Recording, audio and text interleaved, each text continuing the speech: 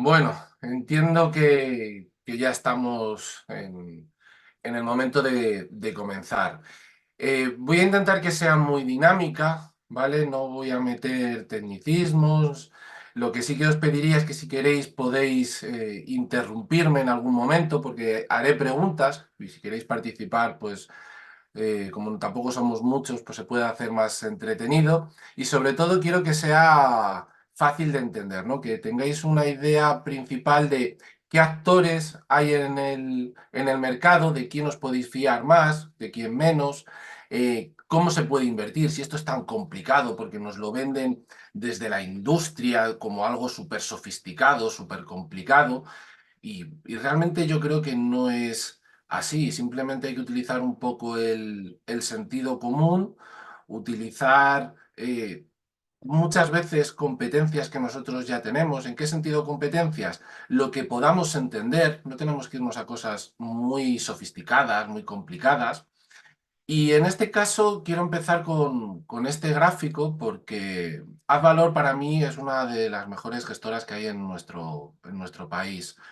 Ellos invierten siguiendo la metodología del Value Investing y la importancia de invertir, ¿no? Esto sería si cogiéramos un dólar, en este caso en 1801, y si lo hubiéramos dejado invertido a lo largo de los años hasta 2021, pues qué rentabilidad se podría haber sacado y qué ganancias, ¿no? Si se hubiera mantenido simplemente lo que es el dólar, fijaros, apenas hoy en día sería un dólar, es decir, por el tema inflación hubiera ido perdiendo poder adquisitivo, luego con el oro hubiéramos ganado un poquito, luego con tanto bonds como bills hacen mención a renta fija, ¿no? Con las letras hubiéramos ganado $245, con los bonos 2.000 y si nos vamos a las acciones hubiéramos ganado 2 millones. ¿Esto es importante? Sí, porque esto lo que nos indica es que la mejor inversión siempre tiene que ser a largo plazo y en acciones. Puede ser de forma individual o si no tenemos el conocimiento para estar analizando compañías, podemos irnos a fondos. Nos podemos ir también a ETFs. Los ETFs son como la versión moderna de los fondos porque cotizan y gracias a eso, pues con el largo plazo podemos obtener buenas rentabilidades. Ahí es donde funciona mejor seguramente lo que bueno, habréis visto, os habrán hablado del interés compuesto, ¿no? Ese factor de interés compuesto funciona como en el largo plazo, haciendo aportaciones y constantemente reinvirtiendo lo ganado. Pero es importante entender que el dinero parado en la cuenta del banco no nos va a dar crecimiento, no nos va a dar rentabilidad y lo que va a hacer en el tiempo, con independencia del periodo en el que vivamos, porque habrá momentos, como hemos vivido estos 2 últimos años, donde la inflación se dispara, hay otros años donde la inflación va subiendo, pero mucho más lento, ¿vale? Esto también tenemos que situarlo, si queréis, un poquito dentro de hoy, la situación macro. ¿Hay inflación a día de hoy? Sí, veréis, la inflación está bajando, no. Lo que hace la inflación es que se va desacelerando, pero los precios siguen subiendo, lo único que a un ritmo pues mucho más moderado en este caso. Dicho lo cual, ¿cuál podría ser una primera inversión si no nos gusta, si tenemos miedo a la hora de invertir? Sería meterlo en un depósito. Ahí ya luego cada uno se puede, entre comillas, romper la cabeza a ver dónde me van a dar más rentabilidad por ese depósito. Pero eso sería la parte la cual, pues bueno, hay menos riesgo. Aquí os lanzo una pregunta y es si todos vosotros alguna vez habéis invertido. Sé que algunos me pueden decir que su casa es su propia inversión, pero aparte de esta parte, ¿alguno de vosotros ha invertido en acciones, en fondos? El que quiera puede hablar, ¿eh? Si no, eh, Bolsa Estados Unidos. Vale. ¿Alguno más de vosotros? Si queréis. Yo también. Plazos fijos y poco más, ¿no? Vale. La pregunta sería, por ejemplo, imaginaros que queréis invertir en una empresa. Si nosotros queremos invertir en una empresa, tenemos que entender que hay varias formas de poder invertir en una empresa. Es decir, por un lado podemos comprar las acciones, por otro lado podemos irnos a futuros. ¿Qué significa futuros? Opciones para poder comprar más adelante esas acciones o simplemente especular con ellas. Podemos comprar deuda de esa compañía. Para el particular no suele ser lo más aconsejable. Y luego tenemos los fondos de inversión. Pero aparte de esto, hay un mundo muy amplio. Y desde hace unos años, como todos sabéis, pues ahora tenemos el tema de las criptodivisas, ¿no? ¿Y por qué os cuento un poquito esto? Pues para que tengáis cuidado con las modas que va apareciendo a través de la industria. Para que os hagáis una idea, yo ya estando en la universidad, bueno, se empezaba a hablar un poquito de lo que es el day trading, ¿no? El day trading en este caso en aquel momento se hacía en futuros, se hacía en el mercado de la tarde porque se hacía solamente en Estados Unidos. Os voy a poner no sé si se van a ver, no sé si se... ¿Veis los gráficos? El único que vemos es el primero, el que pusiste que dice haz valor. Vale, a ver. Mm. Vale, no hay problema. Compartir.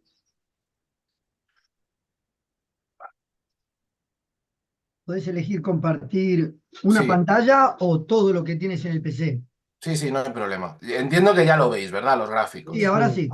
Vale, pues en este caso, esto es lo que sobre el año 2006, 2008 en adelante se puso de moda en la industria. ¿En qué sentido? A través en este caso, de un producto financiero que se llama futuros. Los futuros es que tú puedes comprar hoy la opción de tener algo el día de mañana. Y tú esa posibilidad de comprar el día de mañana, ese subyacente, es decir, podríamos hablar del oro, del trigo, de lo que queráis, lo puedes vender antes. Y con eso se hace trading y se especula, ni más ni menos. En esos años, como os decía, se hablaba mucho del SP 500 por la tarde, trabajar de 3, 3:30 hasta las 5:30, 6 dependiendo. Después de todo ese boom, empezaron a aparecer otros productos financieros, quizás más sencillos porque permitían utilizar menor cantidad de dinero, como eran los contratos por diferencias. Funcionaban exactamente igual que los futuros y ahí se empezó a hablar del mercado de divisas, que en nuestro mundo se llama el mercado Forex, ¿no? Y ahí hubo otro boom, de ese boom se volvió otra vez a los índices, el SP 500 es un índice, se empezó a hablar del DAX, que es lo que tenemos aquí, el DAX es el índice bursátil número 1 de Alemania, y de ahí empezamos a girar hacia el mundo de las criptodivisas. Y después del mundo de las criptodivisas, ¿qué es lo que vino? Si os acordáis, el metaverso. Ahí Facebook fue cuando pasó a llamarse Meta. La cosa no salió muy bien, si os disteis cuenta no hubo un boom importante, pero pasó rápido y hoy lo que tenemos es el tema de la inteligencia artificial. Y hay que tener cuidado con todas estas modas desde las cripto hasta el día de hoy. ¿Por qué? Porque estamos hablando que todo eso no dejan de ser modas y la forma en la que podemos invertir en estos mundos pueden ser muy diversas y todas tienen mucho riesgo. Bien, es verdad que se han aprobado ciertos ETFs sobre las criptodivisas. En este caso solamente se ha aprobado sobre el Bitcoin. Creo que ahora va a salir uno sobre el Ethereum. ¿STS? ETF ¿Qué es? es el nombre de que tienen los futuros, ¿vale? Ah, Luego, si queréis, entramos en materia. El ETF es un fondo cotizado, ¿vale? Porque cotiza en bolsa. Entonces, en este caso, ahora se está hablando del metaverso y se habla mucho de ciertas compañías, ¿no? Como puede ser Nvidia y demás. En este caso, quiere decir que porque nos estamos perdiendo la oportunidad tenemos que ir y empezar a invertir en Nvidia, por ejemplo. No, no debería ser así. Es decir, si alguien quería invertir en esta compañía, quizás lo tendría que haber hecho hace 2 o 3 años, ¿no? ¿Por qué? Por ese movimiento tan grande que ha podido tener en los mercados. Lo digo por si luego lo buscáis. Entonces, una primera advertencia es huir de las modas. Huir de las modas. Ahora puede ser la inteligencia artificial y dentro de un año puede ser, no sé, X, ¿vale? Eso hay que huir. No es para mí sentido común. Otra cosa es que tú lo detectes antes. Por ejemplo, un ejemplo que puede ser esto, aunque suene un poquito mal, es el mundo del cannabis. Hay ya ETFs con distintas empresas relacionadas con el mundo del cannabis. Luego podemos entrar en si es ético o no es ético, pues igual que hoy en día poder invertir en el sector de guerra. Puede ser ético, no puede ser ético, a algunos les gustará, a otros no, pero si tú haces un estudio previo y tienes ciertas variables que te encajan, lo vas a hacer antes de que se ponga de moda. ¿Por qué digo esto? Si tú has invertido en empresas o has invertido en un ETF relacionado con ese sector y luego resulta que el resto de países eh, bueno, van siendo o van aprobando legislaciones, no estás a la moda. Tú ya antes has invertido y cuando venga ese boom, tú empiezas a recoger esos beneficios. Eso es importante entenderlo. Volviendo al day trading. Lo que estáis viendo aquí son una serie de gráficos y para operarlos vamos a decir que la metodología o la jerga que se suele utilizar es el análisis técnico. Hay análisis técnico antiguo, hay un libro que es de John Murphy, por si queréis buscarlo, por si queréis informaros, ha sido luego revisionado y hay muchos más sobre análisis técnico. Dentro de la industria vais a encontrar gente que os diga esto no sirve para nada, otros que os dirán que sí. Al final un poquito es en función de cómo lo utilizas. Os lo digo porque antes os he hablado de AdValor y uno de los gestores poco menos que detesta el análisis técnico, ¿no? Entonces, en función de cómo se utilice, puede dar resultados o puede ser de ayuda unido a lo que hablaremos después, que es el análisis fundamental. Sí, os puede servir. Entonces, en este caso, os lo digo porque esto que estáis viendo, este graficador, hay muchos en el mercado, ¿vale? Si os metéis en una página como Investing, va a tener también su propio graficador. O si abrís cuenta en un broker, puede tener también sus propios gráficos. Lo que tenéis que entender es que aquí abajo, si veis, tengo Alemania 40, que sería el DAX, el SP 500, el Nasdaq, el crudo, el euro, el oro e incluso el Bitcoin. Es decir, aquí nosotros ahora podríamos operar, o podría operar yo en este caso, en cualquiera de estos activos, pero podríamos meter compañías, podríamos meter otras materias primas y divisas, pues fijaros la cantidad de combinaciones que podría haber, ¿no? Entonces, ¿se puede ganar dinero todos los días en la bolsa? Sí. Y enlazo esto porque tiene que ver con los peligros. Mucho de lo que venden con el day trading es tu propio trabajo. Pagas pocos impuestos y puedes hacerlo desde donde quieras. Bien, las estadísticas son abrumadoras respecto a este tipo de inversión, que como os digo, para invertir en day trading lo podéis hacer con análisis técnico, eh, hay profesionales que lo hacen con algoritmos, todo eso al final, bueno, tiene como seguramente estaréis entendiendo, un riesgo muy alto. ¿Y qué ocurre? Que la gente, como para hacer day trading, puedes abrir una cuenta con 500 euros hoy en día. En mi época era más barato porque prácticamente con 1 euro casi que podías estar operando. Hoy en día necesitas 500 porque en función del mercado te van a pedir que tengas bueno, una cantidad en el broker. Pero como veis, se podría estar ganando dinero con el DAX alemán, con el euro, con el oro, con lo que queramos. Esto yo no os lo recomiendo. Hay un paso entre el day trading y vamos a decir el largo plazo, lo que sería lo que hace Warren Buffett, que a lo mejor es el que os suena a todos, que sería el swing trading. Podría ser utilizando el análisis técnico, pero ya en temporalidades mucho más altas, no tan intradía. Aquí, como veis, yo lo tengo en 3, 5 y 15 minutos. Hay profesionales que operan en temporalidades mucho más bajas. En este caso, como os digo, eh, ese, ese mensaje de que esto es muy fácil, muy sencillo, se puede ganar mucho dinero, se puede ganar mucho dinero porque si te apalancas mucho, bueno, pues se gana dinero, pero es el más difícil de todos. Es decir, cuando digo el más difícil me refiero a la forma de invertir más difícil, aunque intentan hacer que es la más sencilla.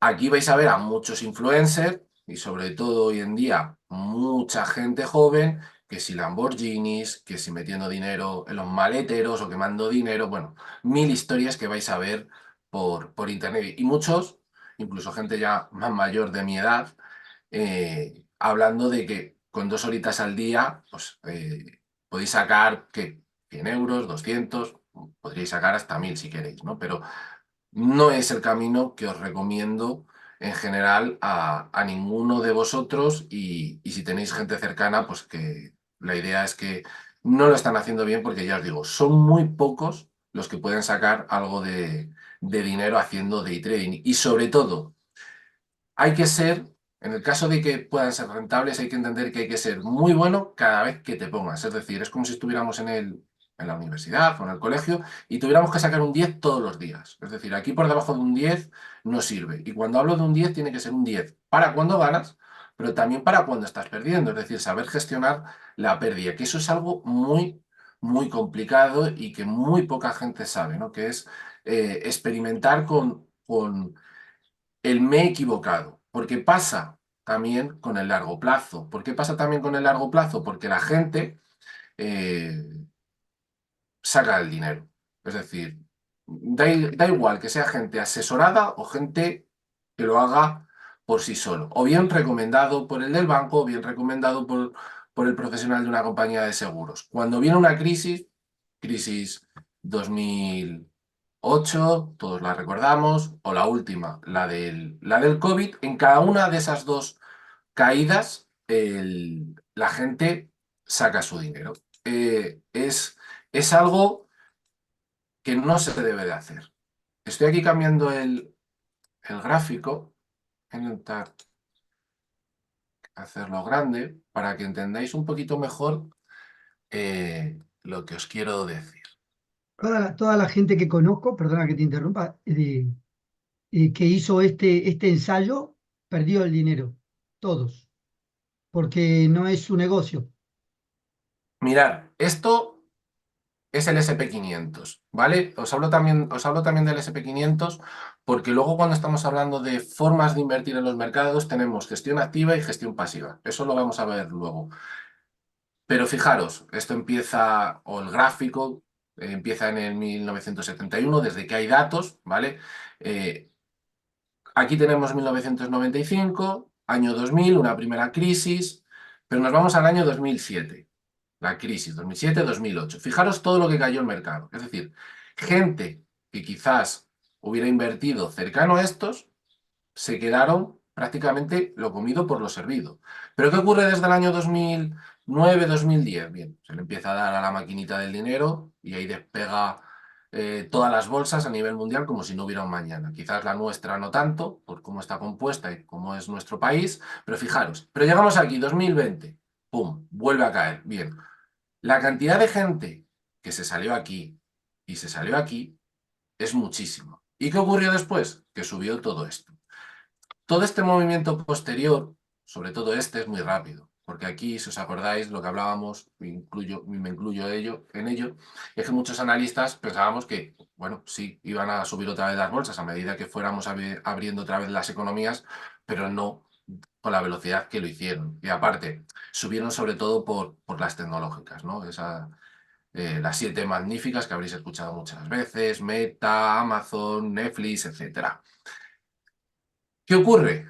Alguien que lleva invertido desde el 2003 seguramente tiene todas estas ganancias hasta el día de hoy. Ya os digo que no. Ya os digo que no. ¿Puede haber una persona? Puede haber, pero en general no. Gente que haya ido entrando por aquí se salió. ¿En qué punto? Eso no lo sabemos. Por aquí a lo mejor se empezaron a poner y aquí cuando cayó se salió muchísima otra gente. Con lo cual, este movimiento tampoco se llevó a cabo. Entonces, es muy importante entender que si empezáis a hacer inversiones desde hoy, yo no puedo predecir si mañana, si dentro de un año, dentro de 3, 5, 10, va a volver a caer tan fuertemente los mercados, pero hay que estar invertido. El ejemplo lo habéis tenido con el gráfico del principio, donde se muestra que estar invertido en acciones, bien de forma directa o bien a través de fondos, es la mejor de las inversiones. Cuando digo que es mejor de las inversiones, en ese caso no estaba el inmobiliario en el gráfico, pero digamos que el inmobiliario también tiene sus pros y sus contras y es una forma también de invertir. Lo digo porque puede haber gente que solamente invierte en inmobiliario, que no está mal, es una forma donde también mucha gente se ha hecho rica. Entonces, para resumir un poquito, day trading no es lo que os aconsejo, swing trading os lo empezaría a aconsejar y si no, iros a largo plazo, que sería en este caso la mejor de las formas. ¿Por qué? Porque a largo plazo siempre se bate al mercado, siempre hay ganancias y eso no quita que en algún momento pueda haber caídas. Lo que pasa es que hay que saber convivir con las caídas. El convivir con las caídas, aceptar las pérdidas, no es fácil, no es nada fácil. Bien sea porque invierte uno por sus propias ideas o aconsejado por un profesional. Aquí hay que reconocer que cuando vamos de la mano de un profesional, se pueden equivocar. Y hay profesionales buenos y hay profesionales malos. Eso también no voy a decir que no muchas veces los particulares no pierdan dinero por culpa del asesor. Sí, se puede dar el caso, sobre todo cuando vamos a través del banco. Pero claro, a través del banco, ¿de qué figura? Aquí podemos hablar un poquito de qué figuras tenemos que hacerles caso. Y tenemos que empezar. Soy una persona que no tiene los conocimientos, entonces quiero tener los conocimientos. ¿Dónde me puedo ir a formar? Bien, desde el año 2008 en adelante, entre ellos me incluyo yo, éramos gente que dábamos formación, es decir, gente profesional o gente que había tenido formaciones y luego se habían puesto ellos a dar con el tiempo formación, que competíamos con entidades más reconocidas, que llevaban más tiempo. Bien, algunas de esas formaciones que dábamos particulares, no es que fueran ni mejor ni peor que las de las entidades. Lo que pasa es que esas entidades, vamos a decir que tenían un poco más de prestigio, tenían unas formaciones que estaban a unos precios desorbitados, muy altos. ¿Por qué os digo esto? Porque a día de hoy los precios de esas entidades que tenían o siguen teniendo cierto renombre, hoy en día tienen unos cursos súper baratos en comparación con aquellos tiempos. Entonces, cuidado con creo que se llama ahora los fini-influencers, ¿no? Sobre todo si son gente joven, aunque también hay que tener cuidado con la gente más mayor, y hay que ver la trayectoria de ese profesional. Luego, un dato importante que tenéis que tener en cuenta. Hoy en día, todo profesional que forme o todo profesional que asesore, lo mínimo que tiene que tener no es una carrera como antes, sino es una acreditación CNMV, acreditación MIFID. Es decir, desde Europa se ha impuesto que para poder asesorar, no para enseñar, aunque seguramente llegará un momento en que también hay que tener una acreditación MIFID II. En este caso he dicho CNMV porque si estuviéramos en la Alemania, la daría el supervisor de Alemania, de Francia, etcétera. Pero todas tienen que ver con MIFID. Entonces, que un formador tenga acreditación MIFID II, hombre, pues tiene que dar más seguridad que aquel otro que no la tenga. Lo dicho, es muy complicado. Cuando vayáis a formaros, podéis ir a entidades conocidas y si no, pues oye, gente en redes que a lo mejor tenga un cursito de inversión con análisis técnico, con valoración de empresas o análisis fundamental, vale, pero tener un abanico, no centraros solo en uno. Antes de contratar a esa persona, a lo mejor contactar con otras 3 o 4 para que os pueda ayudar. Pasamos al nivel de qué estudiar. Bien, yo ahí aconsejaría estudiar o que hubiera dentro del temario algo de macro y microeconomía. No hace falta que no penséis en temas de la universidad excesivamente, ¿no? Aquí os invitaría a leer la escuela austríaca. Un perfil de escuela austríaca es ahora el presidente de Argentina, para que os hagáis una idea.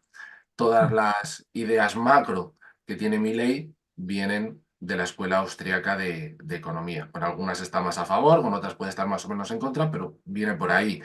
Luego estudiar, si no sabéis contabilidad, es importante para cuando hablemos ahora de qué otra forma se puede invertir en los mercados, aparte del análisis técnico.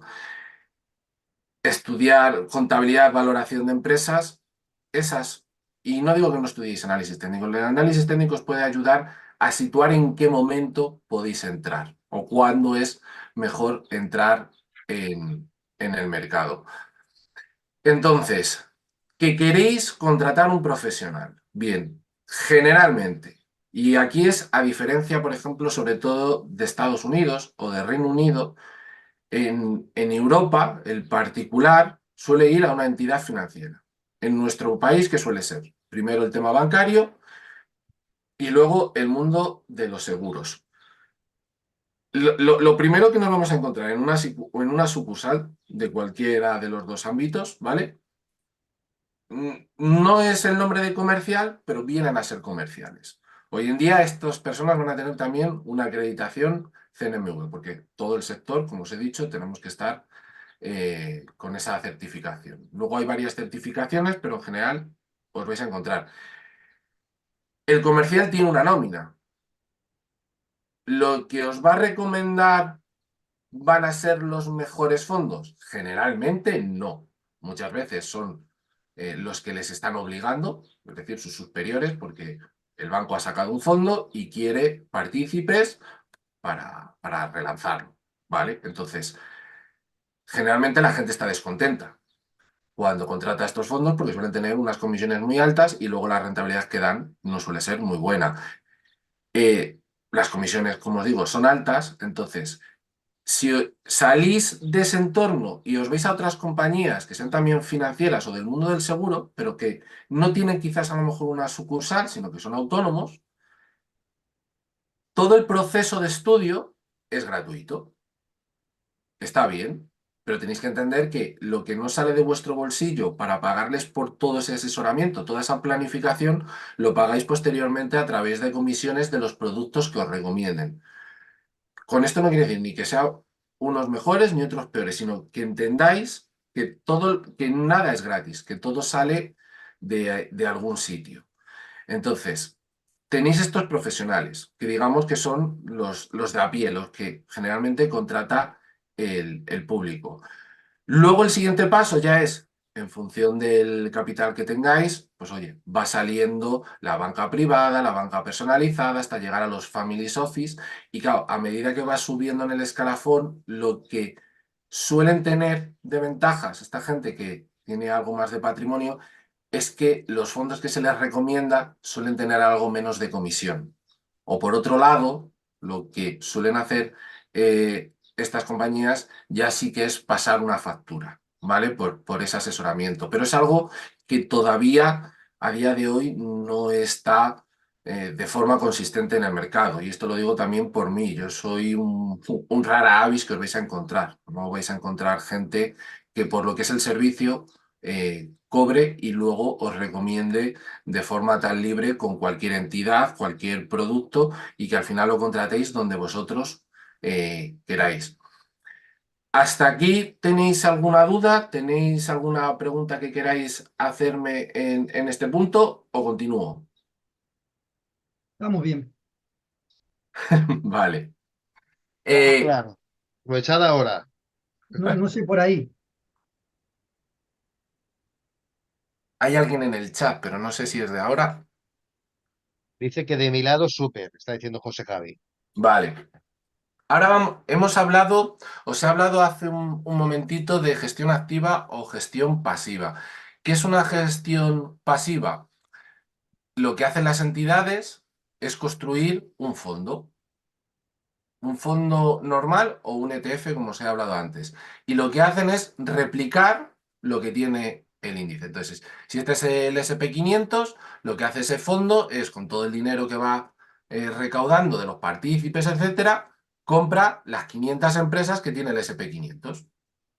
Dentro de ese índice hay algunas empresas que tienen más peso que otras. Bueno, pues va repartiendo ese dinero para tener lo mismo. Y lo que hace es replicar lo que haga el mercado. Es decir, que el SP500 aquí ha caído. Si tú has puesto dinero, ahí estás palmando dinero.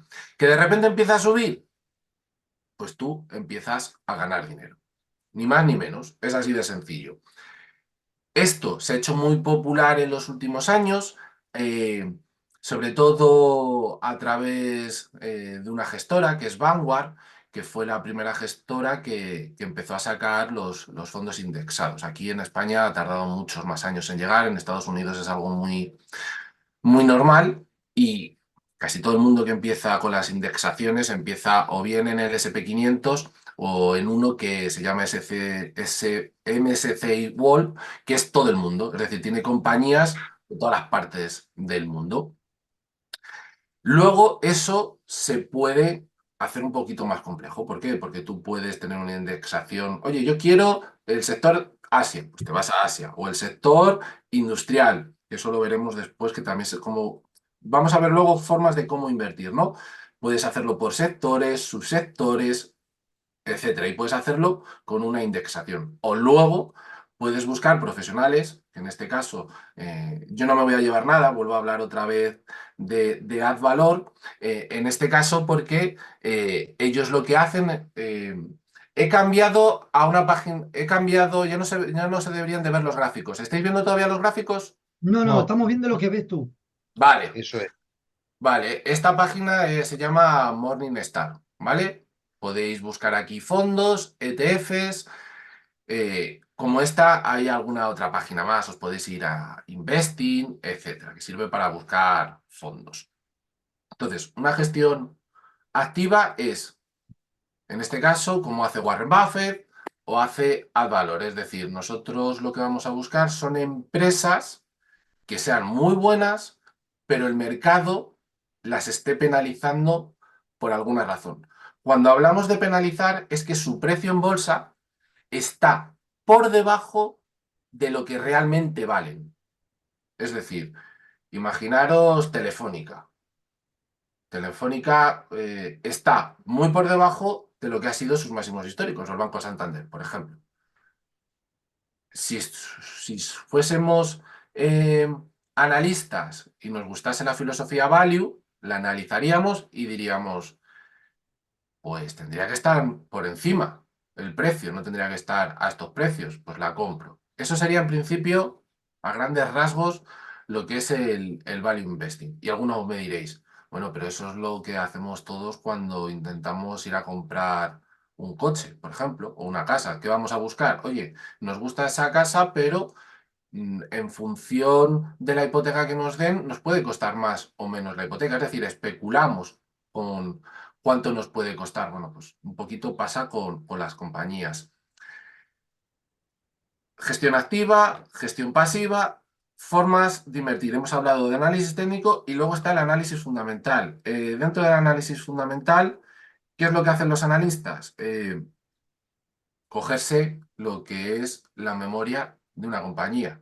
Es decir, pues, aquellos de vosotros que tengáis empresas sabéis que ahora estamos ya casi en la recta final. Ahora en julio se cierran hay que presentar en el registro mercantil las cuentas. Bueno, pues lo que hacen los analistas es cogerse las cuentas de esas compañías y estudiárselas. Toda la contabilidad, empezar a sacar ratios de valoración, pero no queda ahí. Lo que hacen estos analistas es ir un pasito más allá. Y ahí es realmente donde muchas veces puede estar la parte complicada, que es entender el negocio, el modelo de negocio. Y esto a veces no es fácil. Y el particular ahí, si no sabe de contabilidad, no sabe de ratios, bueno, eso lo puede estudiar, sí, pero ya empezar a entender cómo son las dinámicas de esas empresas, si estamos hablando de temas de ingeniería, etcétera, eso se hace un poquito más cuesta arriba. Y ahí sí que hay que reconocer que es donde el particular muchas veces no llega, a no ser que ya sea ingeniero y entienda esas cuestiones. También hay que entender que estos analistas hablan con los CEOs de estas compañías. Y en muchos casos, por ejemplo, sé que soy pesado, pero Advalor tiene mineras.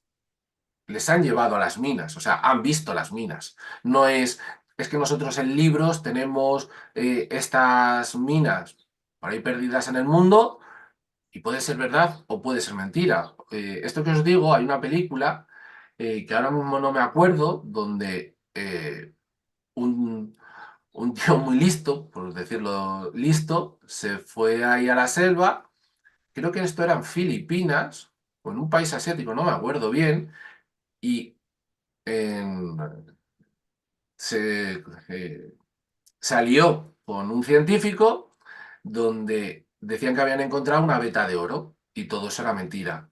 Creo que el gobierno filipino se metió, etcétera, y era todo una mentira. Y todo esto con un gobierno detrás, etcétera. Entonces, os quiero decir, estos analistas van a la propia mina para que les expliquen, para que vean, etcétera. Entonces, ahí es a veces donde el particular, cuando tiene que valorar las compañías, es donde se hace difícil. Y valorar una compañía no son 5 minutos ni son 10. En Investing, por ejemplo, tenéis a veces colgadas las cuentas de las compañías, pero vienen muy básicas. Sí, si sabes algo de contabilidad, puedes más o menos intuir cómo va la compañía, pero es algo muy flojo para que nos entendamos. Entonces, si no tenéis esos conocimientos, ahí es donde nos tenemos que apoyar en esos analistas, ¿no? Que sea Warren Buffett, Cobas, Bestinver, Advalor, los que queráis. Vale, hemos visto profesionales, metodologías de inversión y ahora, ¿de dónde podemos sacar ideas para invertir? Ideas podéis tener todos los días a través de los periódicos, a través de vídeos que veáis, a través de vuestro propio expertise, ¿no?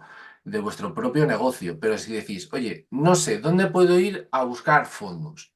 ¿Vale?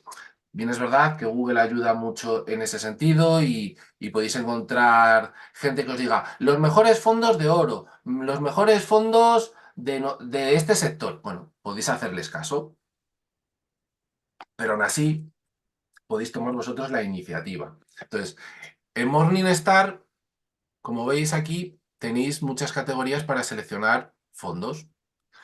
Tenéis aquí muchas compañías. A veces pueden, aunque estén las compañías o las gestoras, puede que falten fondos porque no les hayan pagado para que estudien sus fondos, etcétera. Luego tenéis categorías para buscar, que yo sé que muchos de vosotros vais a ver esto y me vais a decir, pues no tengo ni idea de lo que me estás hablando, que es el mercado monetario. El mercado monetario es renta fija, pero a muy corto plazo, por ejemplo. Tenéis mixtos defensivos, que es renta fija y renta variable. Tenéis renta fija en China. Tenéis mogollón de cosas, ¿vale? Estilo de inversión, activo, pasivo. Oye, que quiero invertir en África, en Asia, en Australia. ¿Veis? Tenéis un montón para, para elegir. Clase de activo, los alternativos. Esto es interesante porque el mundo de la gestión está girando hacia los alternativos, que yo sé que ahora mismo no lo vais a entender hasta que os lo explique, y sobre todo están empezando desde la industria a que se pueda adaptar cada vez más al cliente particular. Vale, ¿qué es un fondo alternativo? Puede haber dentro de la alternativa, de la inversión alternativa, varias formas, pero en definitiva es gente con mucho dinero que mete su dinero en compañías que no cotizan. Por tanto, cuando una empresa está en bolsa, la puede comprar quien le dé la gana. Si no cotiza, tienes que ponerte de acuerdo con los dueños de la compañía para poder comprar acciones, ¿vale? Entonces, lo que hacen estos fondos es invertir en compañías que puede que les quede mucho o que les quede poco para que el negocio sea rentable, porque tenemos que entender que, por ejemplo, el mundo de la tecnología muchas veces lo que necesita es mucha inversión hasta que empieza a ser rentable. Entonces, invierten en ese tipo de compañías y hay que entender que es un dinero que no tiene liquidez inmediata. Cuando estábamos hablando de una gestión pasiva en el SP500, tú puedes comprar hoy y vender mañana y todas las veces que tú quieras. Cuando estamos hablando de un fondo alternativo, eso no es así y además hay penalizaciones. Y luego no es que vayas a hacer un desembolso inicial, sino que a lo mejor lo tienes que ir haciendo poco a poco. Pero es un sector donde las rentabilidades pueden ser muy altas, como veis y entenderéis, el riesgo también es muy alto, pero ahora ya el particular puede empezar a entrar en estos fondos a partir de 10.000 euros.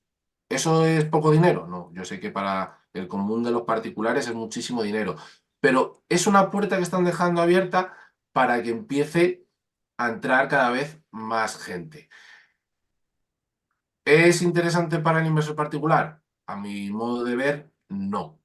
Lo digo para si dentro de un año, dentro de X tiempo, bajan de estos 10.000 a casi cualquier cifra y os lo intentan vender, que entendáis que es dinero parado que vais a tener que dejar durante mucho tiempo y que el riesgo es muy alto. Dentro también del mundo alternativo y dentro, en este caso, por ejemplo, del sector inmobiliario, ha salido lo que es el crowdlending inmobiliario.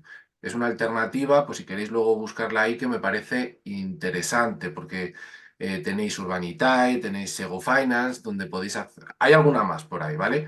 Donde podéis hacer ahí inversiones a partir de 500 euros, etcétera, que está regulado por CNMV, eso ya nos da, bueno, pues cierta tranquilidad, o por lo menos a mí me daría cierta tranquilidad de que no van a hacer cosas raras con mi dinero, otra cosa es que luego los proyectos puedan funcionar.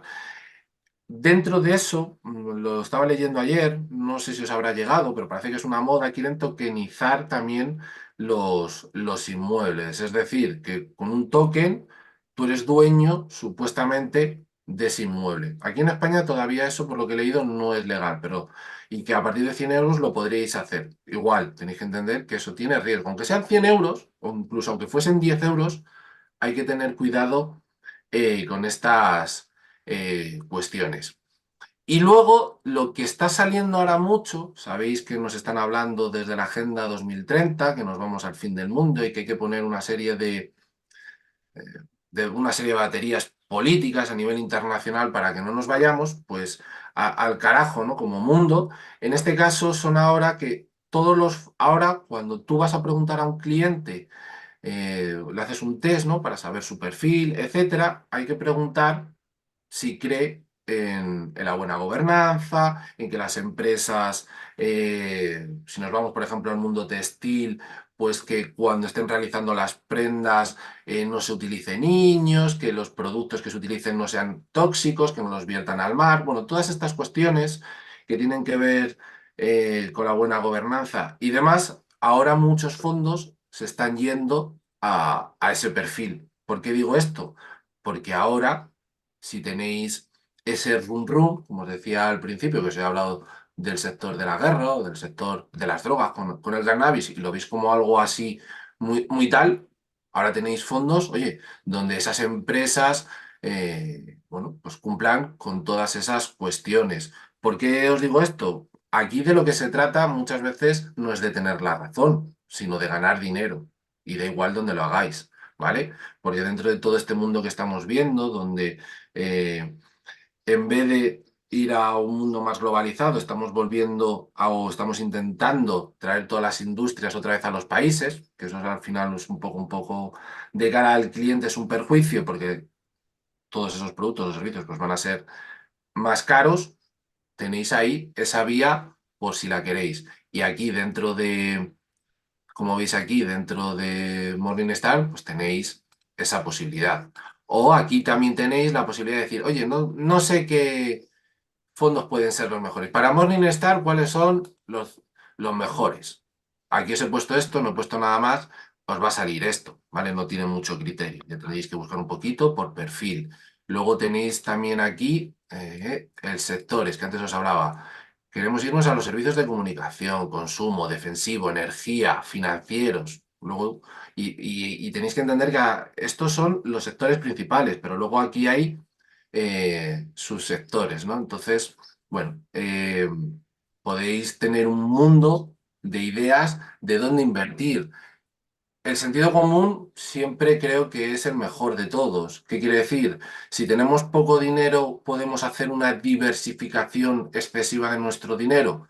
Generalmente no. Tenemos que ir a dos, tres cosas muy sencillas. No digo que no pueda tener poco riesgo, mucho riesgo y algo más de riesgo dentro de algo con sentido común, y a medida que vayamos teniendo dinero, podemos ir ampliando nuestro portfolio a otras inversiones que no tienen por qué tener un riesgo excesivo, pero que no son coherentes con el momento que estábamos viviendo al principio, y se pueden ir haciendo cosas muy interesantes para aumentar el patrimonio. Porque ya para terminar, tenemos que pensar, ¿para qué tenemos que invertir? Bien, dada la situación, en este caso voy a hablar a título personal como planificador. Uno, para conseguir objetivos vitales en la vida, objetivos vitales que podéis plantearos: compraros una vivienda, una segunda vivienda, conseguir dinero para un coche, educación de los niños. U- Podéis ponerle más objetivos vitales. Luego habría una segunda parte que sería para la jubilación. Jubilación, claramente hay que apostar. Mucha gente, y yo me lo he encontrado, piensa, no, no, yo quiero vivir el momento. Yo no sé si voy a llegar a ser tan mayor, o, bueno, voy a tener la del Estado. El derecho, ¿vale? El derecho lo vamos a tener todos. Lo que no sabemos es la cuantía. Y de aquí a que nos vayamos a jubilar, podemos sacar más o menos estimaciones de cuál será nuestra pensión. Pero lo que está claro es que ese primer pago de nuestra pensión, en la mayoría de los casos, puede que en algunos no, va a ser bastante inferior a nuestro salario. Entonces, vamos a vivir más años. Si no tenemos dinero ahorrado que nos cubra ese hueco, vamos a tener ciertas dificultades el día de mañana. Y una vez que tengamos más o menos cubiertas estas cuestiones, yo ya me iría a aumentar el patrimonio. Y ya luego, en función del perfil vuestro, pues ahí yo de repente, aumentar el patrimonio, lo meto todo en Bitcoin. No, no tiene sentido. Hay que diversificar. Igual, desde cosas que tengan poquito riesgo a cosas que puedan tener mucho riesgo. Pero ¿dónde vamos a poner el dinero? Pues, hombre, la lógica nos tiene que indicar que primero en aquello que va teniendo menos riesgo, y eso no quita que, oye, le pongamos un aderezo, le pongamos alguna guinda con algo, si queréis, incluso exótico, ¿no? Como pueda ser las cripto. Yo, por mi parte, no tengo nada más que contaros. Quería hacer como este recorrido, que creo que se tocan muchos palos, se abren muchos frentes, yo lo sé, pero creo que os puede dar una visión a partir de la cual poder ir indagando vosotros. Me podéis preguntar, eso está claro, para, oye, cómo invertir, qué hacer, etcétera. Así que, Antonio, si quieres, por mi parte, está abierta la posibilidad a que me preguntéis lo que queráis.